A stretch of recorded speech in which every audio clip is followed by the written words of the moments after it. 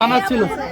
আরে মশাই খায় না তো হবে। প্রশ্নটা হচ্ছে আমরা গতদিন দেখেছি মোমো মিউজিকে যে ডিজে শাকিল এসেছিল সে কিন্তু একটু ক্রেজি টাইপের পাগলামি করছিল যে আপনাকে ভালোবেসে সে এমন হয়ে গিয়েছে, তো তার বিষয়ে কোনো সিদ্ধান্ত নিয়েছেন কি?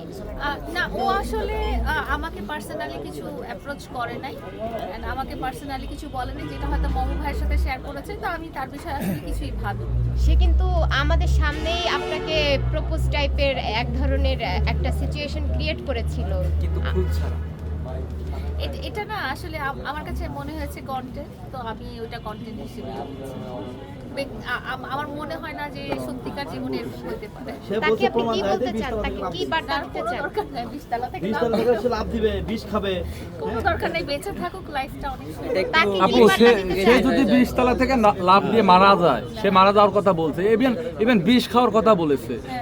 সে যদি আপনার উপরে মানে দোষী করে দেয় আর কি, তাও আপনি এটার দায়ভার নেবেন কিনা? আমি এটার দায়ভার মোটেও নিব না, কারণ মানসিক ভারসাম্যহীন লোক যদি কিছু বলে সেটা সেই ধরনের অ্যাক্টিভিটিস করে, সেটার ভার আমার উপর পড়বে না। কারণ আমি তার সাথে কোনোভাবে রিলেটেড না। আমি এখন সালমান খান, শাহরুখ খানকে পছন্দ করি, এই চিন্তায় আমি যদি এখানে বিষ খেয়ে লাভ দিয়ে পড়ে যাই, তো এটা তার তো কিছু আসা যাবে না। যেমন আছে না, ফুটবল খেলার সময় এই টিম হেরে গেল, সেই টিম হেরে গেল, আমরা এখানে সুইসাইড করলাম। আমি বললাম এতক্ষণ আসাটাই যেহেতু আপনার জন্য পাগল, আপনি শান্ত করার জন্য কোনো ব্যবস্থা নেবেন? শান্ত, ও নিজেই শান্ত হবে, আমার কাছে আসেনি আসলে শান্ত হতে।